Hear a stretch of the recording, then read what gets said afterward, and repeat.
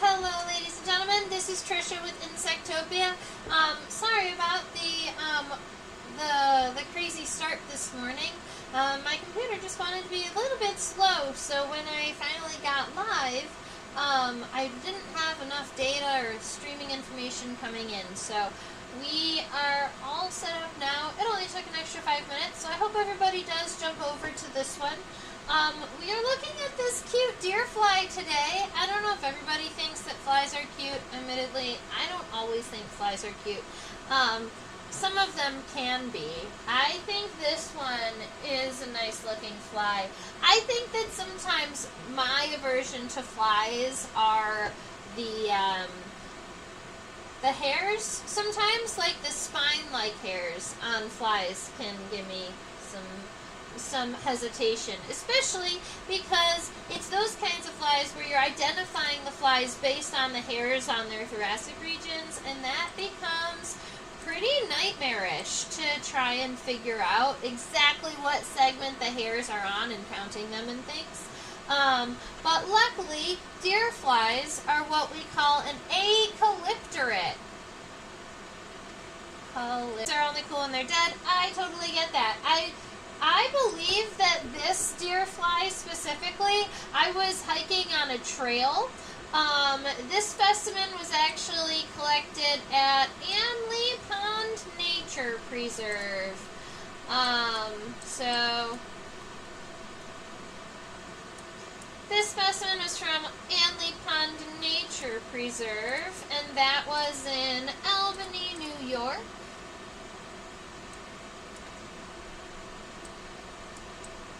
If you're keeping those notes for your records. Okay. Let's see.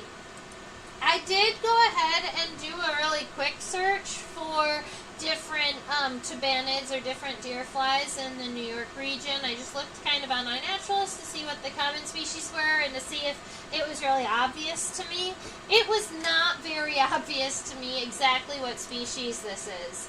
And so I was just leaving its common name at a New York deer fly because that's what it is. It is a deer fly. It's from New York. I'm just not exactly sure what species we're working with. So I am on my paper. I'm just going to write deer fly. And then maybe New York as a location, and this specimen was collected. Oh, I didn't copy that information over. That's all right. It was collected last spring, last summer. Where's my screen? There you are. Perfect. Oh, so deer flies are in one family of flies. So their family is Tabanidae.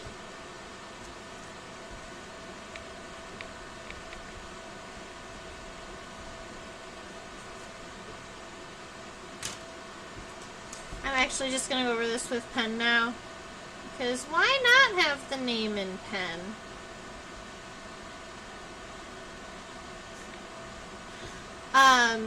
So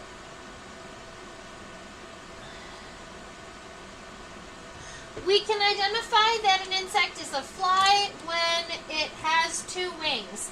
Flies are the only insect on the entire planet outside of Strepsiptera, but we don't really talk about those very regularly because they're super duper rare. So if you see an insect with two wings, there is like a 99% chance that it's a fly.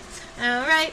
And then to identify this specimen all the way down to family, to Tabanidae, we actually have to look at the tips of the wings. So I'm just going to go ahead and zoom in with my computer over here to the tips of the wings really quick to show you this characteristic here. All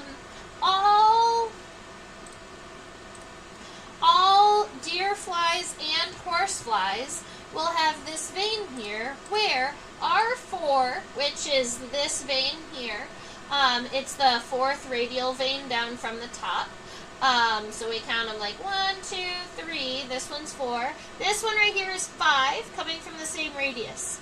All right, so this is radial vein 5. Our 4 and 5 will go around the tip of the wing here.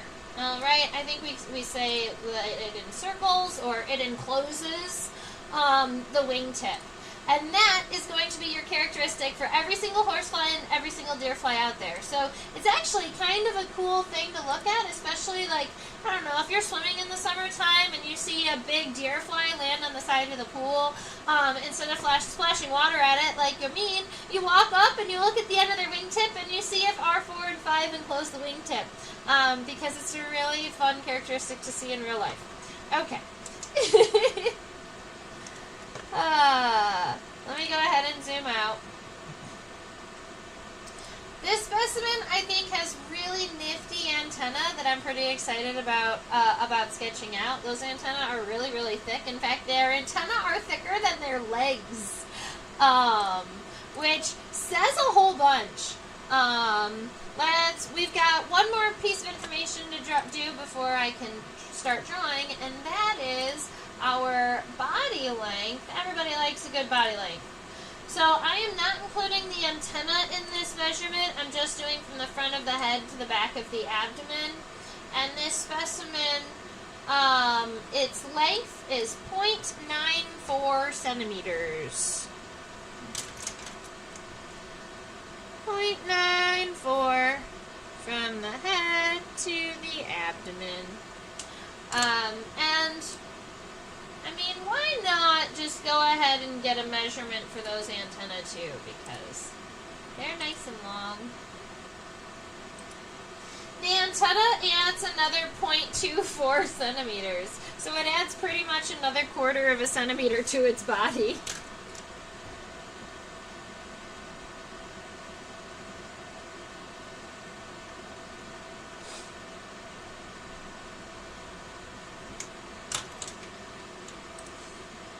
Alrighty, so now we get to go ahead and start our sketches.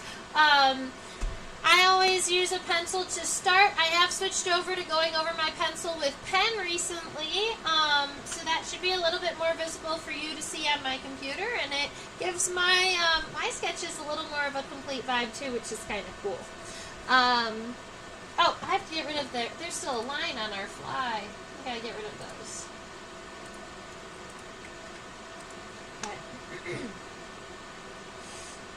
So a lot of times when I'm looking at deerflies and horseflies, I always see that like very basic kind of triangular shape in the body. So making sure that that comes through in the sketch is going to be important.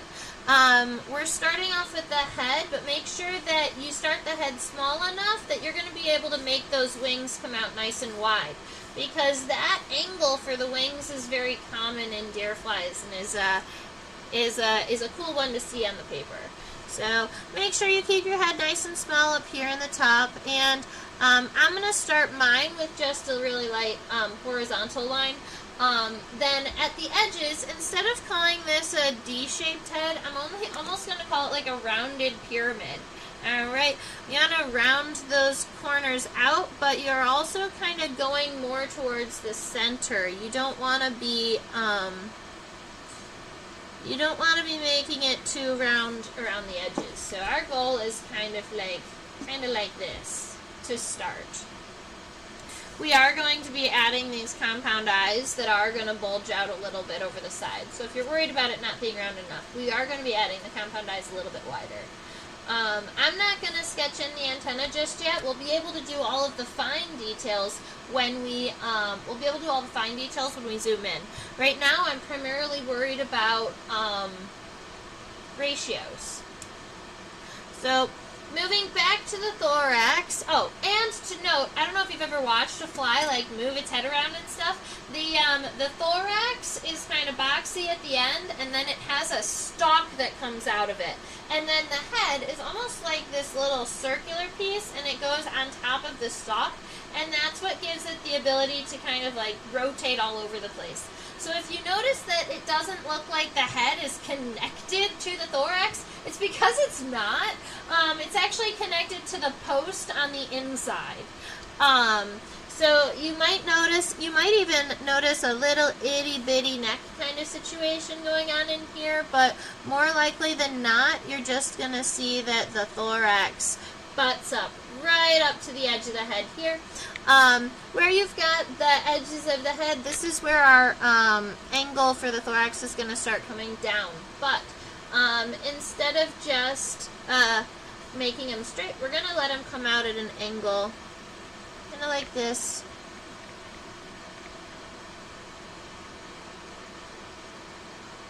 Yeah, kind of like that. Now, this is the angle that the wings are also going to continue into.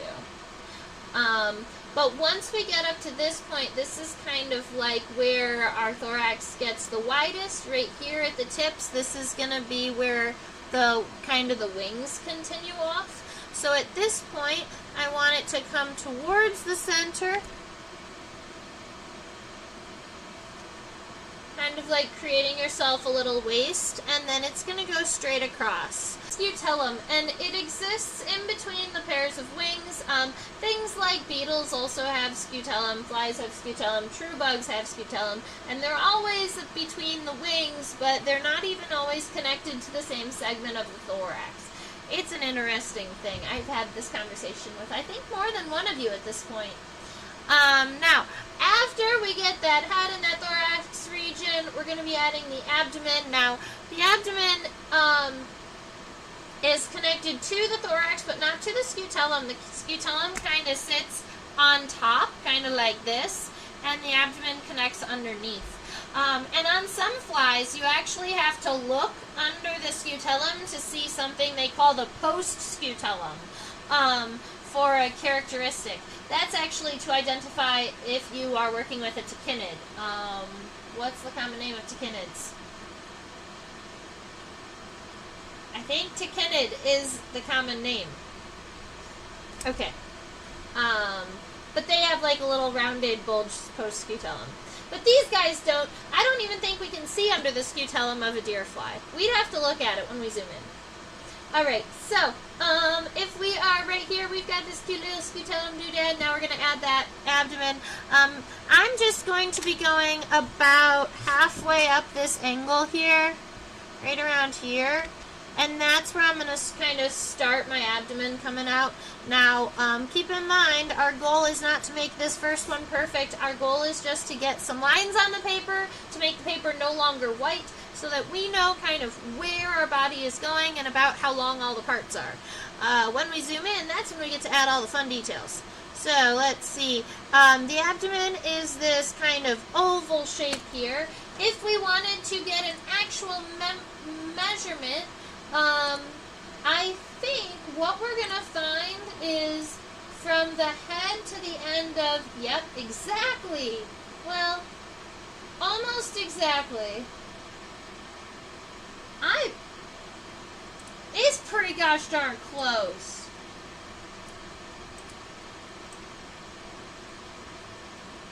Alright, so from the head to the end of the post-scutellum, it's 0.48 centimeters, and then the length of the abdomen is 0.44 centimeters.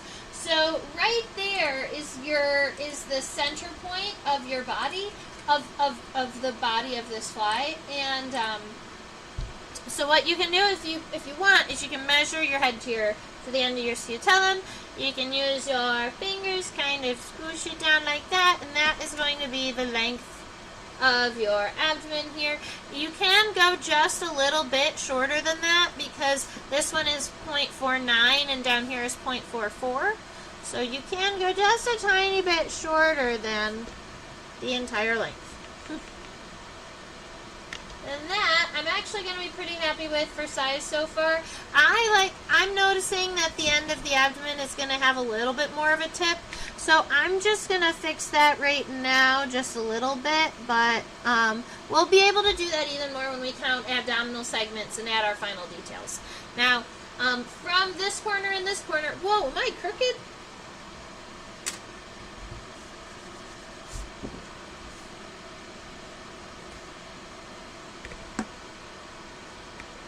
Better.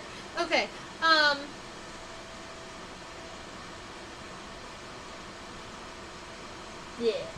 All right, from here,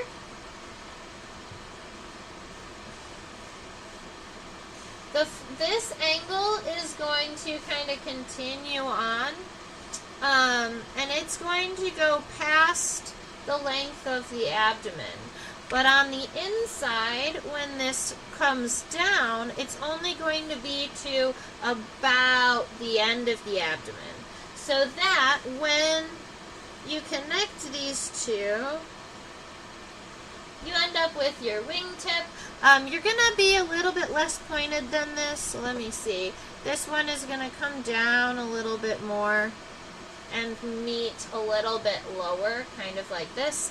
And you're going to do that on both sides.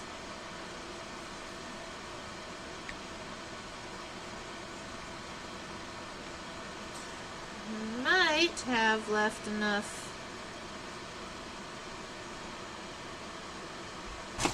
space.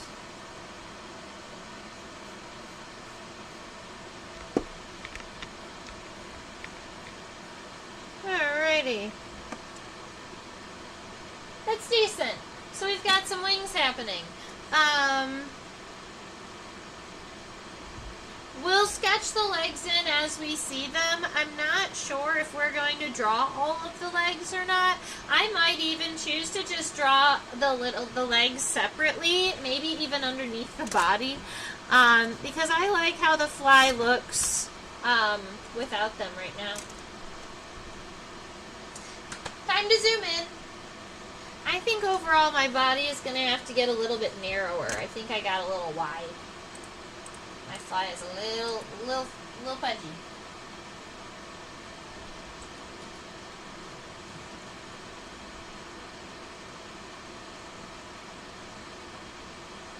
There are little segments at the end of these antennae that I didn't know about, and I think they're adorable. Oh my goodness! 1, 2, 3, 4, 5, 6, 7. They have a 7-segmented antenna. I would never have guessed. I thought they were 3 or 4. I wonder what the lump on the head is all about. I want to look at it from the side really quick.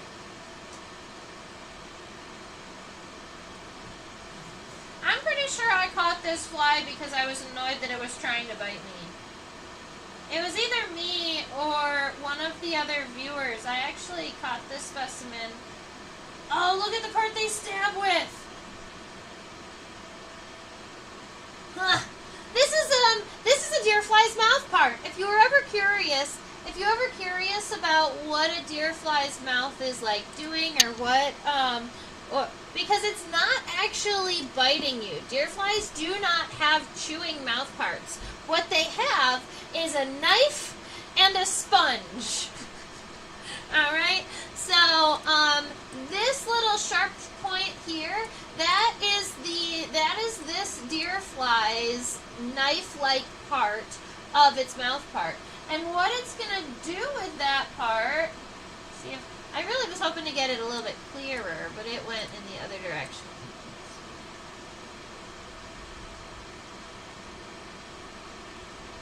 Not so much, huh? Anyway, oh, that's a little bit better. Okay, so, that right there is the little sharp spot that's gonna be kind of the knife. And it sits like this. And then when the fly wants to eat, it just stabs whatever it wants, and that thing is going to start to bleed, right? And then behind it, right here, this is the little sponge-like mouth part. But right now, the sponge-like mouth part is in its resting pose, which is kind of like tilted backwards a little bit. So it goes from looking like this. I'm gonna draw this for you. It goes from looking like, so it's got kind of this part here, and then it has a kind of a little piece on top, and then it's got this kind of round part. Oh my goodness. Oh right, so the fly's mouth part looks a little bit like this right now. This is the pokey part, and this is the sponging part. Now, this is kind of flat up and down while it's at rest. But when they're actually using this part, it looks more like this.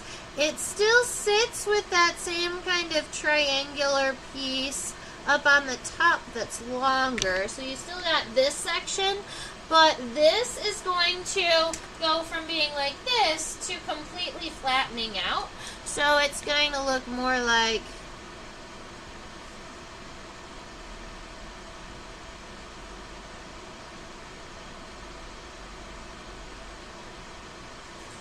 it goes more like this, where it just kind of pushes down, and the hairs that would be kind of up here are now down here.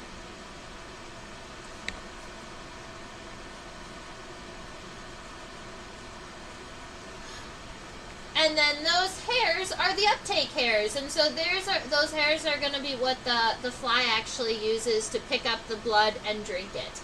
Nom, nom, nom. So, we can't see that from the dorsal perspective that we were drawing, so I just wanted to make sure that you got to see that, especially because I am sure a good number of you have been, quote-unquote, bitten by deer flies. I vote we change it, and we don't say we got bit by deer flies. I say we got stabbed by deer flies. That's it. I was walking through the woods, and a deer fly stabbed me. It's not very nice. But then they end up in our collections, and I think that's okay too. Look at my cute antenna. Sorry, I'm getting distracted by the buggy, but look.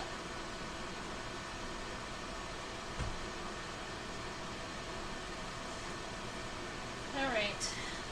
Let's draw the head. I still haven't figured out what that little hump, like the bump on the front of the head is. That's going to be that is unique.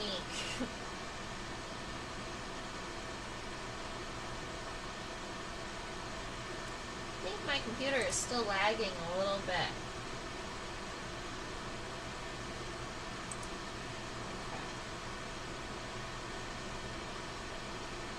That's going to be good enough.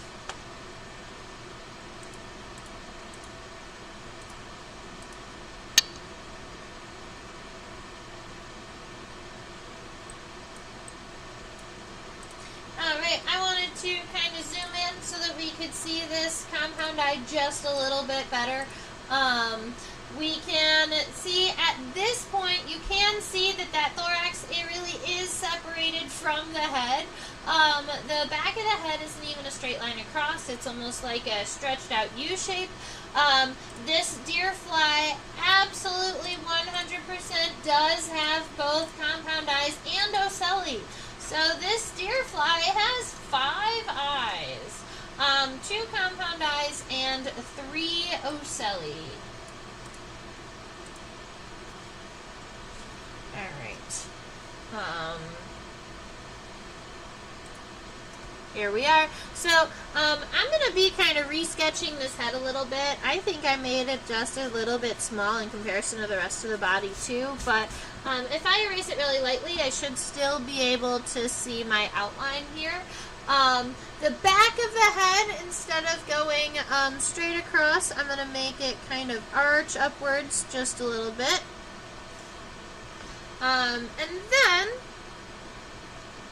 I should be doing this in pen. So I'm going to make the bottom of the head kind of arch backwards just a little bit. And then we've got the compound eyes here. Now, the compound eyes are going to have a little bit of a ledge underneath them. So I'm going to just give this a tiny bit of a ledge. We know where we want this head to kind of end. So from here, coming down, and then across, just make sure you don't actually touch the bottom of the head. You're going to leave that little bit of a space right there in between. And you're going to do this on both sides. Kind of come down, take a rounded 90-degree angle, and then go all the way out to the edge. And then after you've got the inside lines done, that's when I like to do the outside lines, and I always purposely go outside of the lines that I had already planned for myself, because then you at least know you're coming back to the right place, but your eyes are going to look a little bit wider, a little bit bulgier than they would if not. I'm noticing that my right eye is taking over the head just a little bit, so I'm going to pull it off to the edge. I think it just is a tiny bit big. Now it might be a little tiny. Let's see. You're going to look. That's close.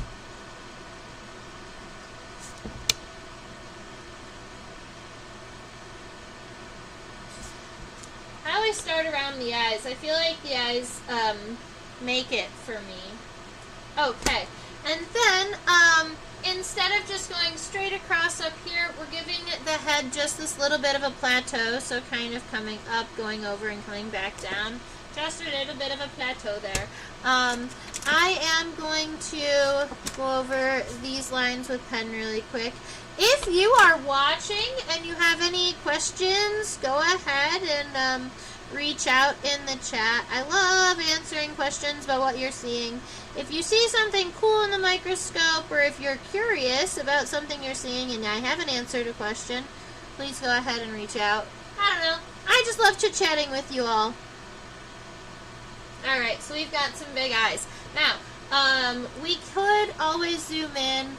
We know that compound eyes have lots and lots of little individual lenses. And for that, I always crosshatch within these compound eyes.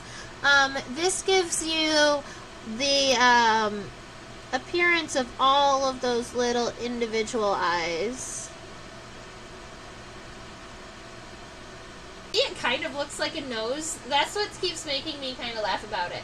But it is not a nose. It would probably be considered a cephalic horn. That's what I would call it. It looks like a horn.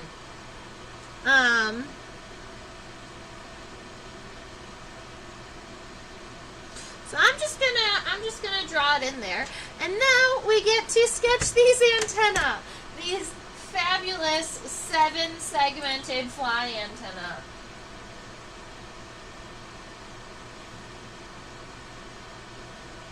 Oh, I zoomed in quite a bit, didn't I? There.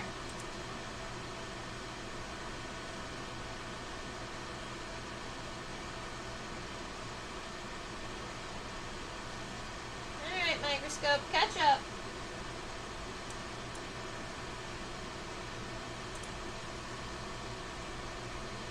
Alright, I'm happy with that for now. We will be able to zoom in and look at the kind of the tips of the antenna, because I mentioned that they were 7, but you may not believe me after seeing this. And that's because this is 1, 2, 3, and then there are 4 little dark segments right here that are so cute. Now, I probably wouldn't have a name for this sort of antenna. These antennae are unique enough that it probably doesn't have a name. Most flies have a wrist-state antenna, but these are not that. But I can tell you the names of the segment pieces. So we've got the scape, the pedicel, and the flagellum. And the scape is going to be that first segment there, so it's kind of like this little, this one right here. This is the scape. The next one is the pedicel, and the rest of these segments are all in the flagellum. Now, because a lot of times the flagellum has more than one segment, if somebody was referring to the segments in the flagellum, they call them the flagellomeres. Some of the scientific words are just fun to say. So, there's flagellomeres. And then, as one more bonus, a mirrors word, if you were talking about individual segments of the antenna, but you didn't want to refer to, like, the scape, the pedicel, or whatever, you can just call them all antennomeres. Antennomeres is just one segment of the antenna. And it doesn't matter if it's a scape, or the pedicel, or a flagellomere. They are all antennomeres. Ah, fabulous.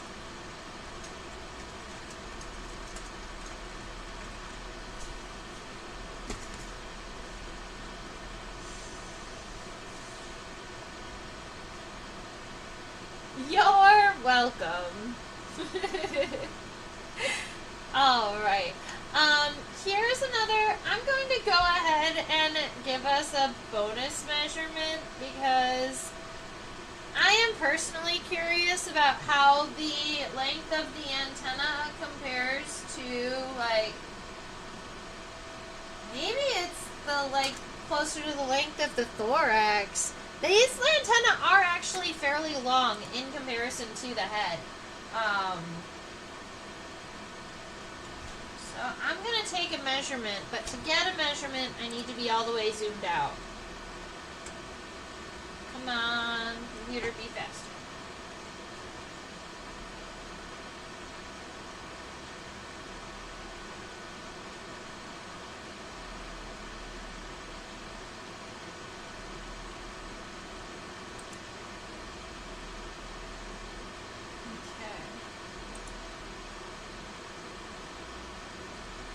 So if the antenna are 0.23, I thought we called them 0.24 earlier, that's pretty close. So the antenna are double the length of the head. That is going to be helpful.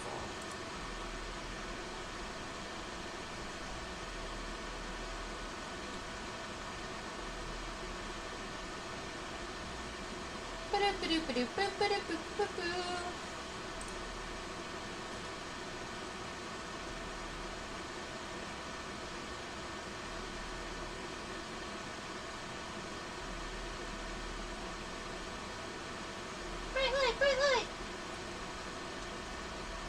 Okay.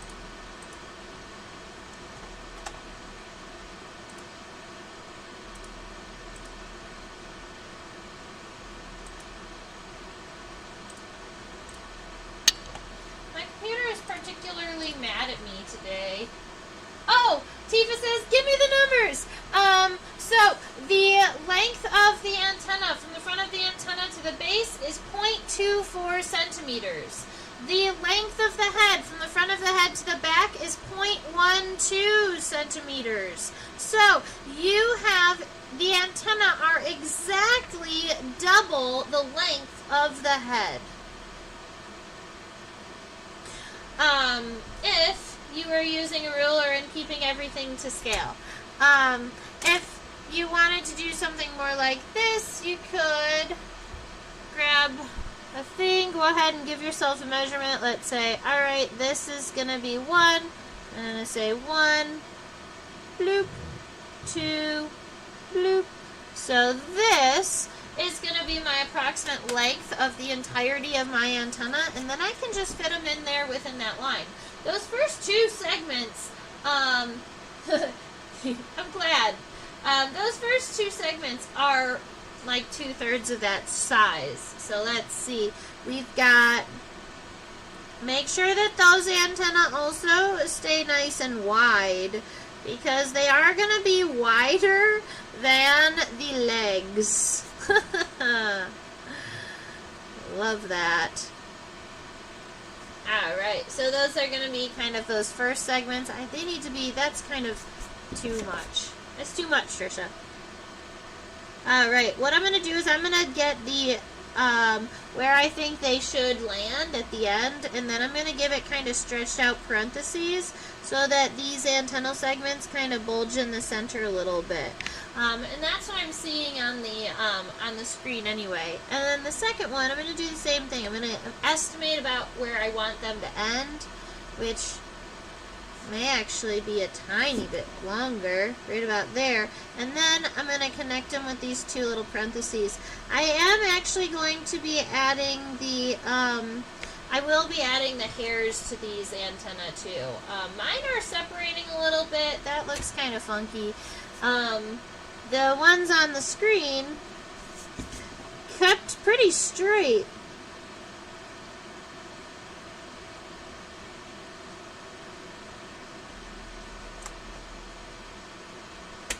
We're getting there. This is why I don't originally do this in pen. Alright, so we've gotten ba-doop. And now I'm going to go ahead and zoom in at that last, I'm going to zoom into the flagellum ears.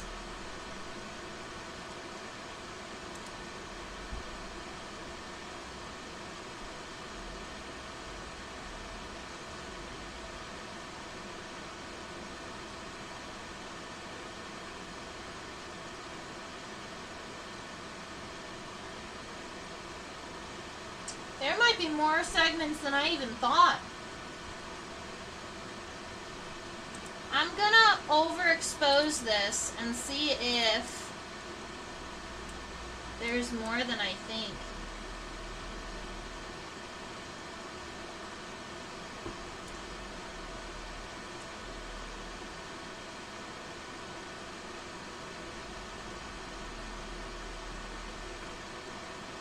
I think there is.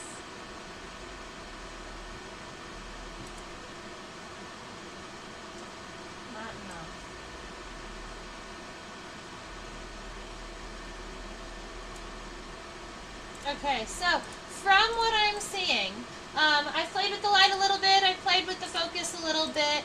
I'm going to come back to you now. Sometimes I get all zoomed out into my buggy world.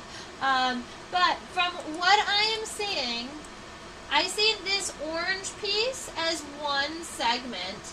And then, yeah, it is segmented. And then I see 1, 2, 3, 4 additional black segments there at the very end. So that's 5. That is 7. A total of 7 segments. 1, 2, 3, 4, 5. Now, there's a part of me that wants to know if this very end actually splits, and there could be a 6th segment here, which would actually be crazy. But I can't tell, even looking at it through the microscope. So we're going to say that it's 5.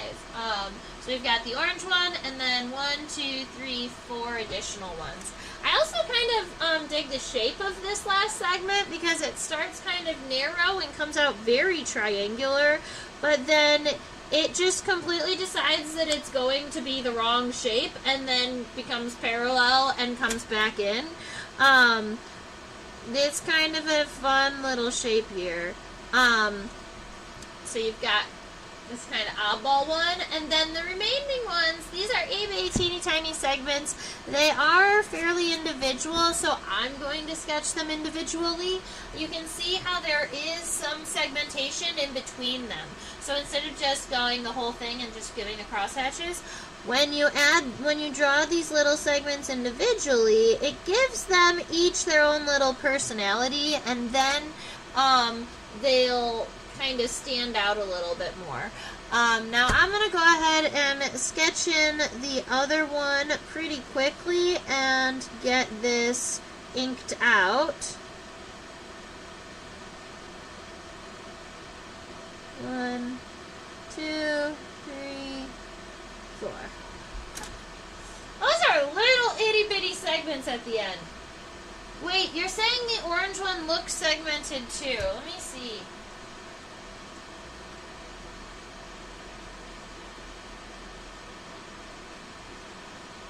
I mean, I do see the ringlets that you are seeing, but I'm thinking that that is more of a texture than an actual true segment.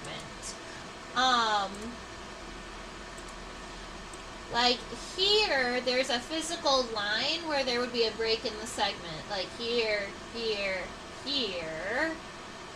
This little angle right here is the one I'm curious about, whether that's an additional segment. But I don't see any like true lines where this segment could fold on the orange one. It does look like there are ringlets on it though. You're welcome. A few hairs on the tips. Yeah! And they might not even be. I'd have to see what the hairs are. Sometimes I accidentally get my own hairs on the insects.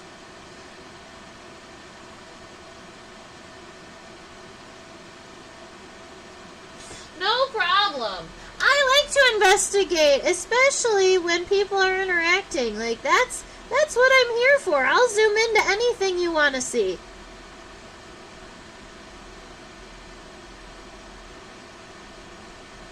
I recently did a class with somebody who, we didn't draw the entire bug. We looked and drew at different pieces at different angles and stuff.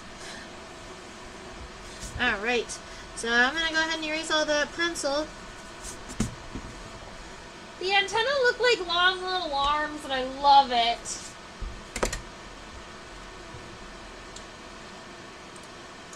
Oh, you are right, though. There are little hairs on the tips of the antenna right there.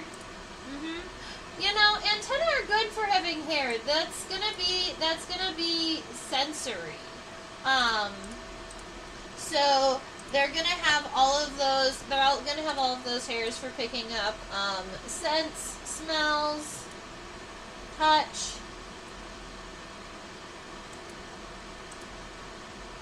I'm not sure if they taste with their antenna at all. I'm pretty sure that most flies are going to taste with their feet, but I'm honestly not sure specifically about deer flies.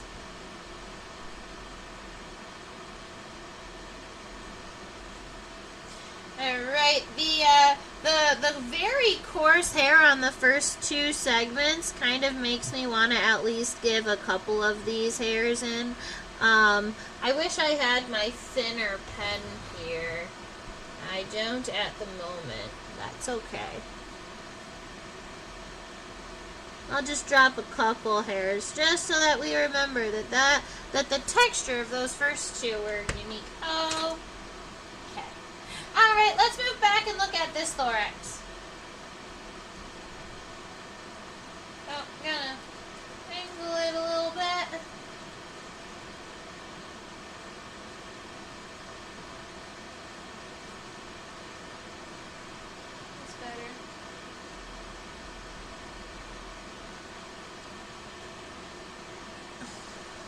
Are there ocelli? Yes, there are.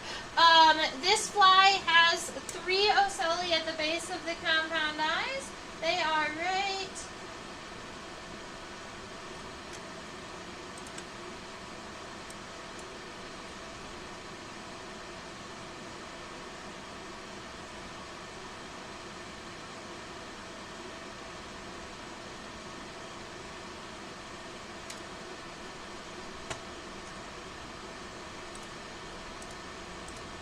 Right there. The ocelli are right here. 1, 2, 3.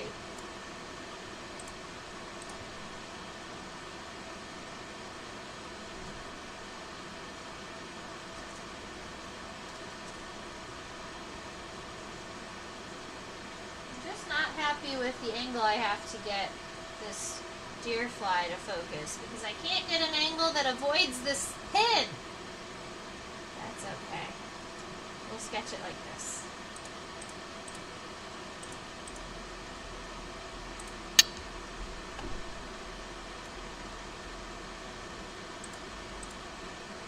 Alrighty, now, let's see. Now that we are zoomed in and looking at this fly, it makes me laugh because my thorax is pretty much bumped up against the head at this point. And I'm going to have to erase it and give it a little bit of space because now that we're zoomed in a little bit better, you can see that neck region I was referring to earlier. The fact that their head is essentially on a peg so that their head can swivel really well. So the neck region is going to be in between the compound eyes, so you can go ahead and almost even line it up with the ocelli if you want, right here kind of in the very center. You can give it a little bit of a neck. And then we're going to go out on either side, and I don't want this to actually physically touch the head, so we are giving it that space. But then once it gets close to the edge of this head here, instead of going out as wide as the head, we're going to stay narrower. We're going to round this corner still at that same angle because we were happy with the angle at which we drew the wings. We just want to kind of start it like this. Okay? And then as we continue on, we're going to keep that line. Yeah. Cool. Once you get up closer to where it is going to be, once you get up closer to where the wings are happening, here and here, instead of making it as kind of sharp and pointed, I'm actually going to round the side of the thorax here out a little bit. That's just going to give a little bit of a smoother region to connect the wings to, and in this case, it's not really a sharp edge, where in a lot of flies it is. It's smoother than I expected, is what I meant to say. Alright, make sure that this one started to go in too far. I need it to go kind of down still. Yeah. I'm moving the scutellum up. So I'm going to be taking this shape, kind of coming down to right about here, and then crossing over. Make that straight line across. Now, that's a thoracic shape I'm, almost happy with. I like the right side better than the left side.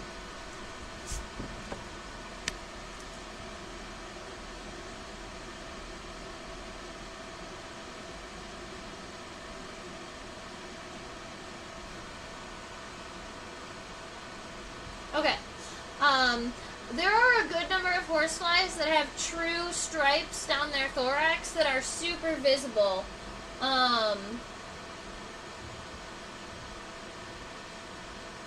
But this fly, I mean, it does have some racing stripes down the thorax, so we could even, I might shade that neck in just a little bit.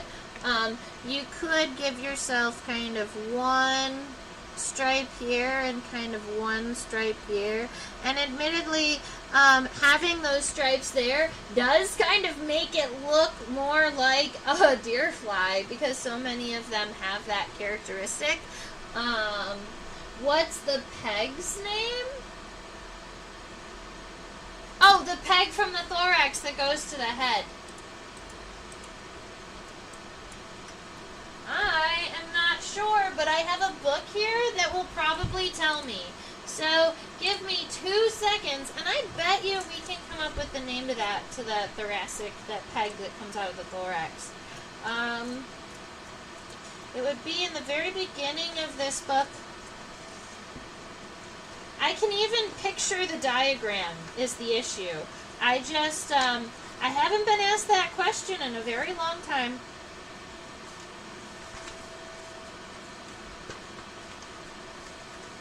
And the internal anatomy of the head was not always my forte.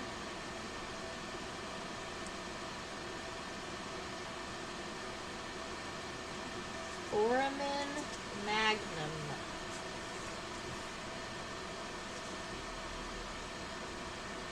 Mouth parts of a fly. Here. B, the cross section through the head.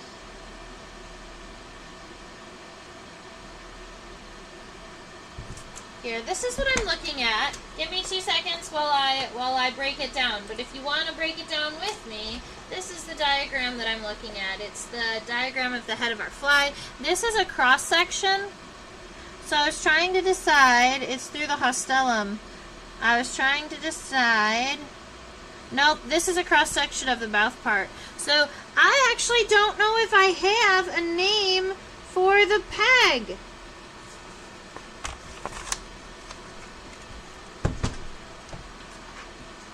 I don't think I have one.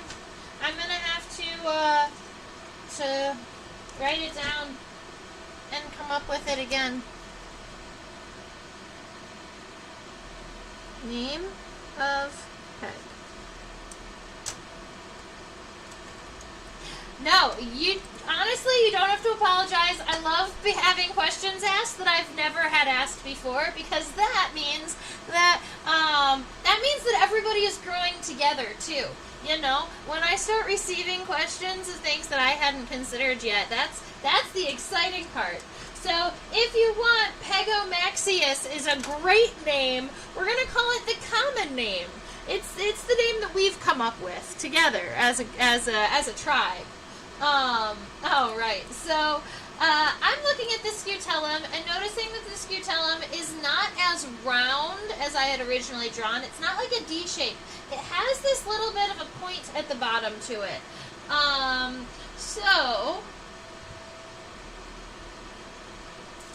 From here, instead of just going bloop and giving it a U and calling it done, I'm going to kind of slowly come out, and then once I get closer to the end, go out to kind of like a point.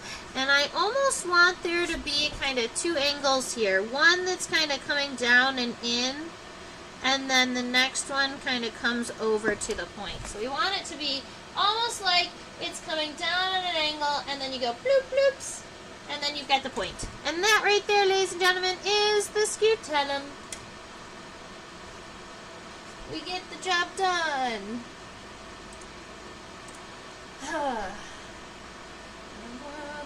Upside down.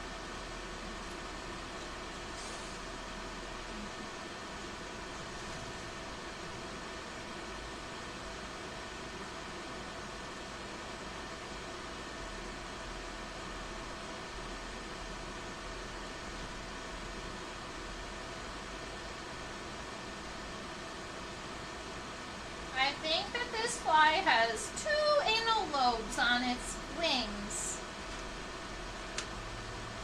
I wonder if they each have their own unique name. Alright, this is the dorsal of the fly here. This is the fly's abdomen, so you can see kind of where the thorax ends, where the scutellum goes over top of the thorax, of the scutellum, it goes over top of the abdomen, alright? It's not actually connected to it on the bottom. And, let's see, the abdomen actually looks kind of narrow from this. I'm going to straighten this camera out.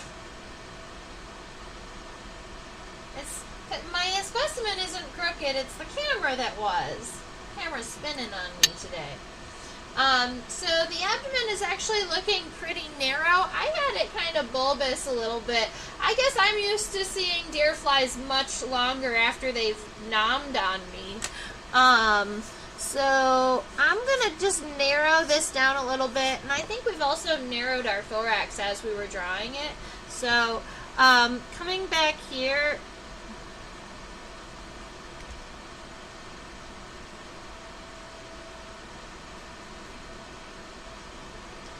thinking we're going to be more like this. I'm starting the abdomen a little bit lower. I think I had it started a little high.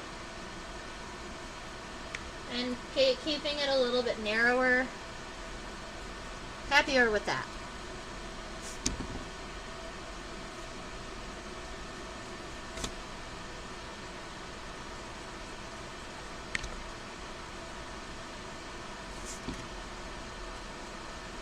Alright, so I'm thinking that's going to be good for our fly's abdomen. Now, there is some odd things happening up at the top here that I'm not sure exactly what it is. Let me zoom. I'm going to zoom for a second and see if I can conjure up what is happening here.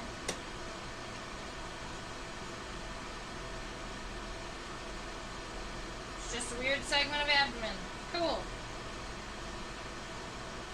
Alright, so what we are seeing up there at the top that's kind of like angled and looks all crooked, this piece here, this is actually just the first segment of the abdomen. So this is segment 2. So we've got 1, 2, 3, 4, 5, 6. I count 6 segments. 1, 2, 3, 4, 5, 6. So I'm counting 6 abdominal segments. Keep in mind that first one, it does go kind of below the scutellum here, like so. But we can't see that much. So what I'm thinking is that I think I have to actually lower these even a little further. the wings are going to be coming out and kind of covering portions of this. I just don't want this first segment to look too large. So we're going to call it more like this. Now, the second segment is fairly long. Let's see, we're going to call it maybe right around there. Yeah. The third segment is a little bit narrower, so probably more like this. 4 is pretty wide. We're going to call it wider than 2. And then 5 and 6 are both kind of narrow and they're shortening here at the end, so we've got kind of like that. I'm actually pretty happy with that, although I find that this segment being kind of short in between these two is real weird. Not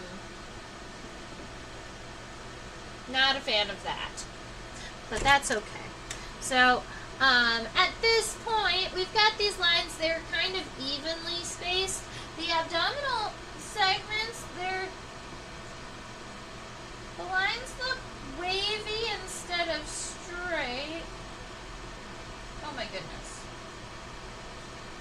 1, 2, 3, 4, 5, 6. 1, 2, 3, 4, 5, 6. Alright, we have 6. But the lines are not where I thought that they were, ladies and gentlemen. So, this line here that looks like a nice dark segment, nice dark line, is not the segment. That's a color on the segment. This right here is the end of the segment. This right here is the end of the segment. And then this one here. So it's 1, 2 goes to here. And then 3, 4, 5, 6. That's why this looked weird. It's not right. We've got 2 is going to be the longest segment. It's going to be more like this.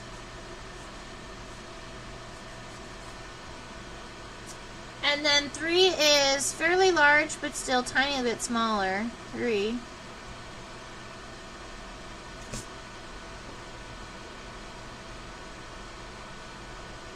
One, 2, 3, and then 4, 5, 6 are sub-equal.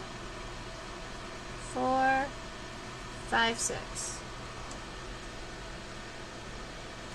That looks more like a fly abdomen. And it's just got those colors here and here to make the lines look a little different. Huh, Bohai was tricking me.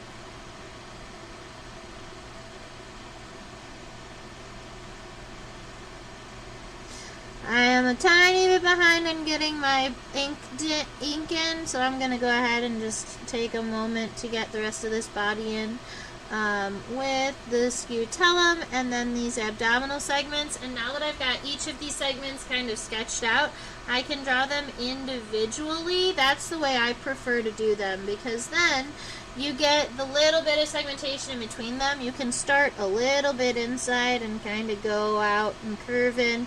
And it just gives you that little bit of like, hey, this segment is unique to itself. But you have your pencil lines to kind of guide you through.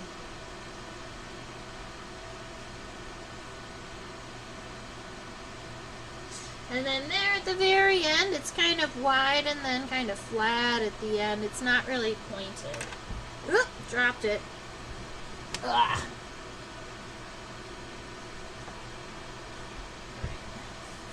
I guess I'll do these little stripies.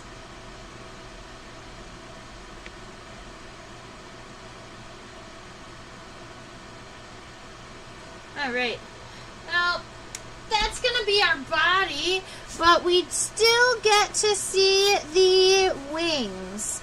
Now, the wings of the fly are actually where our distinguishing characteristics are. This is going to be how we know that it's a deer fly or a horse fly and nothing else. All of the veins and all of the wing cells are going to have their own unique names and numbers. I actually do have the diagram for deerfly wing venation that is completely labeled. If anybody in the comment section said, yes, I would like to see that, I can go ahead and share that with you. I think I have it even ready to pull up. It's just a lot because there's a lot happening on these wings.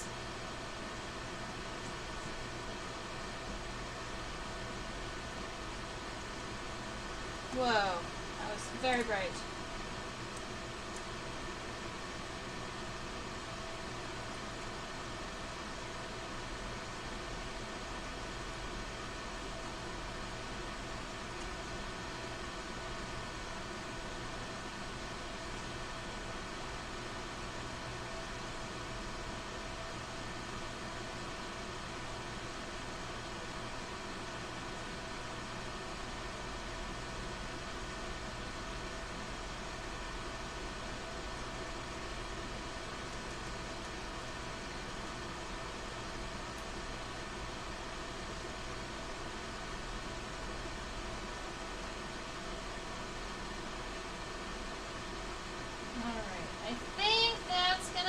Best we've got on these wings here.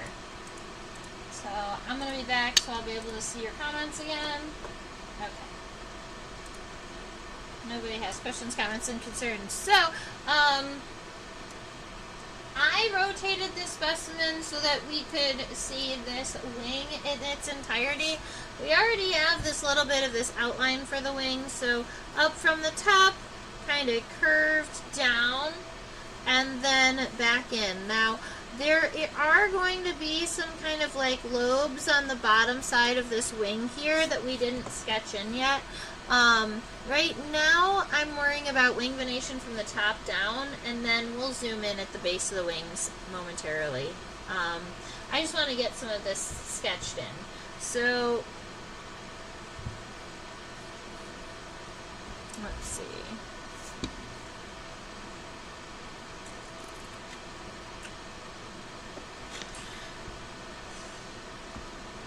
Alright, for our wing, I'm going to give you some words. We've got the costa, you have the subcosta, you've got the radial veins, and the medial veins, and then the anal veins.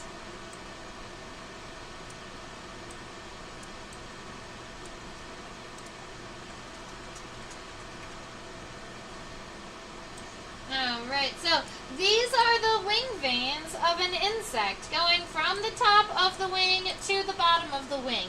Not every insect has all of these veins, and sometimes there are insects with multiple of these.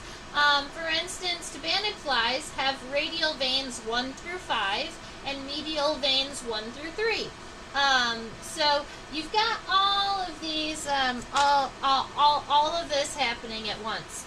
Now, the costa is always just the leading vein. It's this first one, it's along the front edge of the wing, and a lot of times people don't even really consider it, like, when you look at them, you don't really consider it a vein because it is the edge of the wing. And you'll notice that it's thicker. You'll notice that it's thicker than all of the other veins. A lot of times people say the costal vein is the strongest vein in the wing, and it's going to be super important for flight because it's going to kind of cut the air. It's right at the front of the wing, so it helps kind of cut the air and stuff. All kinds of fun stuff. That's the costa. Then you get the subcosta. The subcosta is going to be right underneath the costa. It follows along parallel, and then right around here, it cuts up. That's going to be, this is the subcosta, and then it looks like it cuts up right about here on this one. Yep.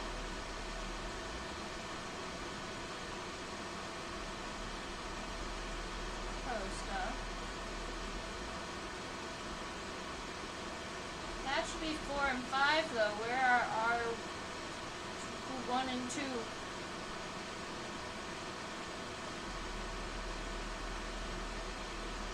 I'll figure that out momentarily. Look at my diagram. Subcosta. Oh, R1 hits.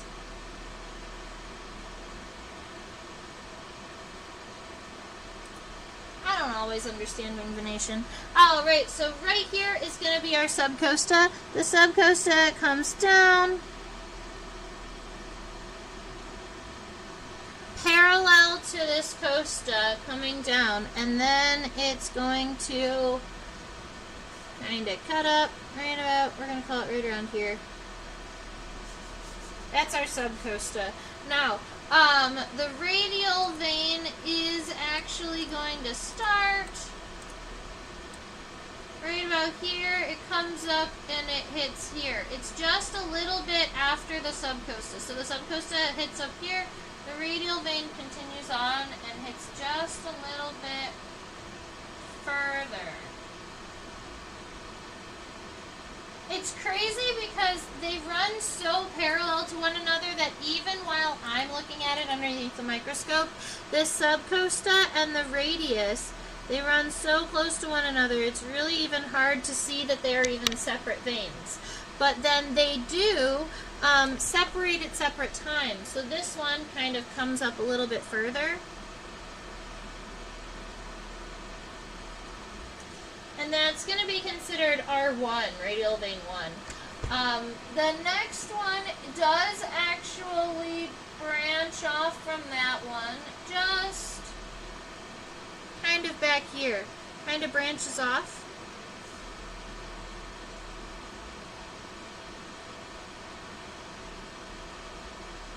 Right. It's going to branch off, and what we're kind of going to create are these two shapes here.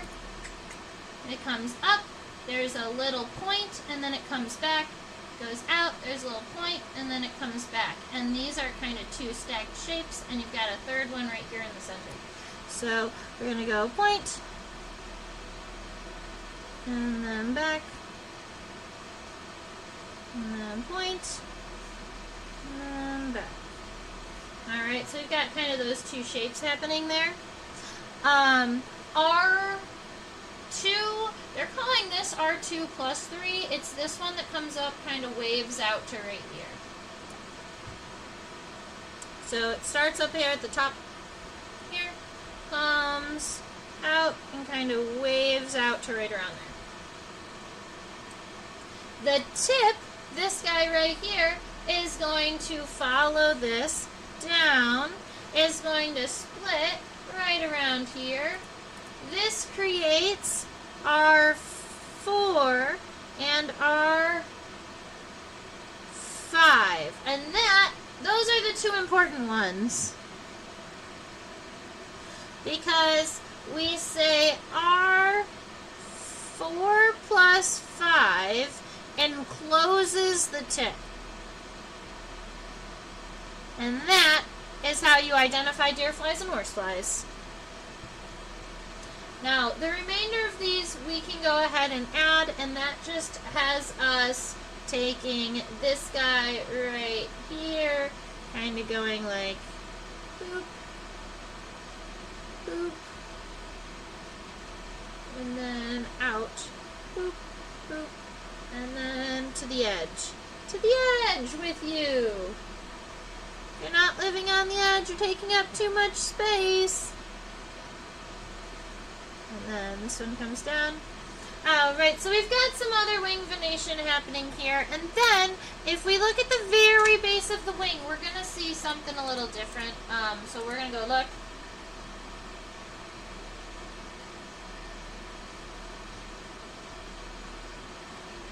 Right here at the edge of the wing, there are these little lobes at the base. And these are, it's kind of two-lobed. Hoping you can see that.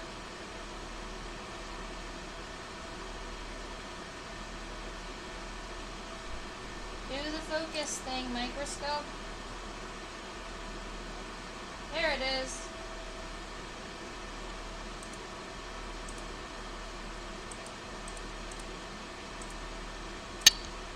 Yahoo. Alright, so right along in the inside here, we've got 1 and 2 lobes before you kind of come out like this. Now, for me, I don't feel the need to draw the wing venation on both sides because we just got this one really nice. I do kind of feel the need to get at least the outline of this wing drawn out.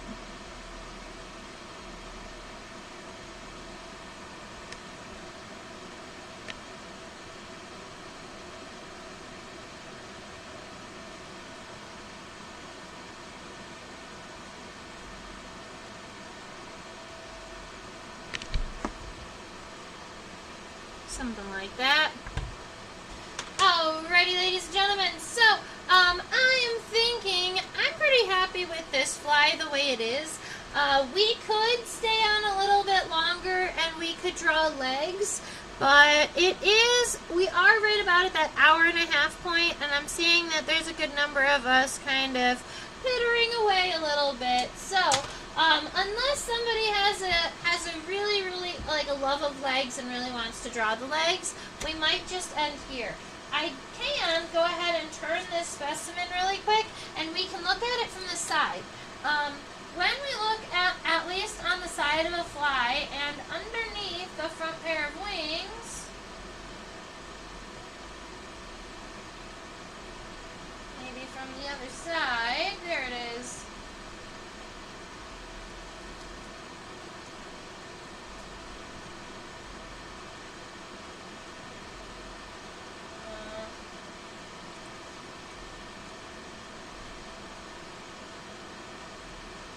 Okay, right there.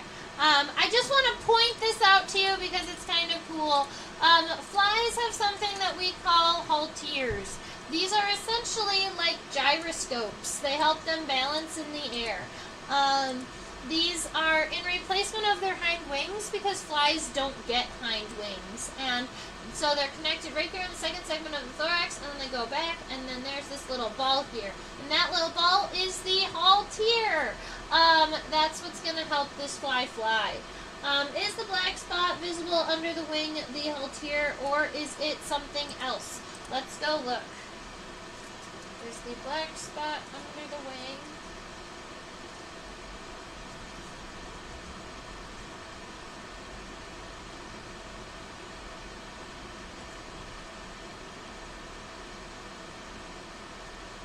If we are talking about that black spot at the base of the wing, like underneath the wing at the base, that is the haltere. And great eye if you saw that from above. That is pretty impressive. This side,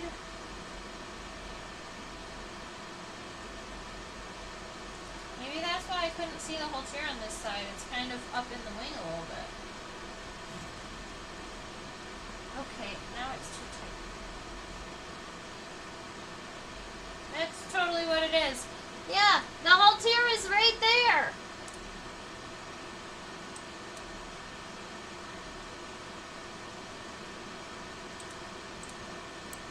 Comes out here, and then it's this little bulb.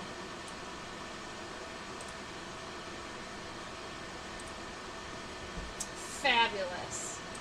No problem, Bags. I might even go ahead and draw that in now.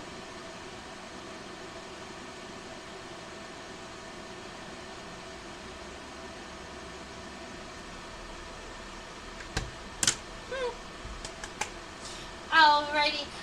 If there's anybody still watching and hanging out who has a request for an insect for next week, or maybe even just an order, I want to draw a beetle. I want to draw a grasshopper. I want to draw, I don't know, butterfly. Let me know, because then I can add it to our list of insects that we're drawing, and then I'm drawing things that you would like to draw too, which I think is kind of important. All right. I hope that you all had a fabulous time today. My name is Trisha. I do this full time. I teach live. I teach on Zoom. I teach on this platform called OutSchool. I travel with the World Oddities Expo, so if you were curious about where we were going to be next, you can always go ahead and check out their website. I'm going to be in Richmond, Virginia in 2 weekends. So if you're from that region and you want to come and see me, check them out. That is your reminder to subscribe to the channel so that you get notifications when I go live and we talk about bugs. I think that that's a fun and important thing. Way down here, this is this is your opportunity to buy me a coffee if you would like. Send me a small donation if you've really enjoyed the class. If you've enjoyed drawing with me, if you gained some knowledge, I don't know, if that knowledge is worth something to you, go ahead and share with me. This is my email address. It's trisha@theinsectopia.com, and my hashtag is tag is Insectopia2015. That's my links on things like Facebook and Instagram, and I think probably on TikTok maybe, although I probably only have 1 or 2 videos there. No problem. I was happy to show off this fly to you today. Thank you, Bags and Tifa and Robin, for hanging out with me and for chit-chatting all about bugs. It has been a fabulous time. I hope that you all have a great rest of your week. I look forward to surprising you with a new buggy next week. And stay buggy!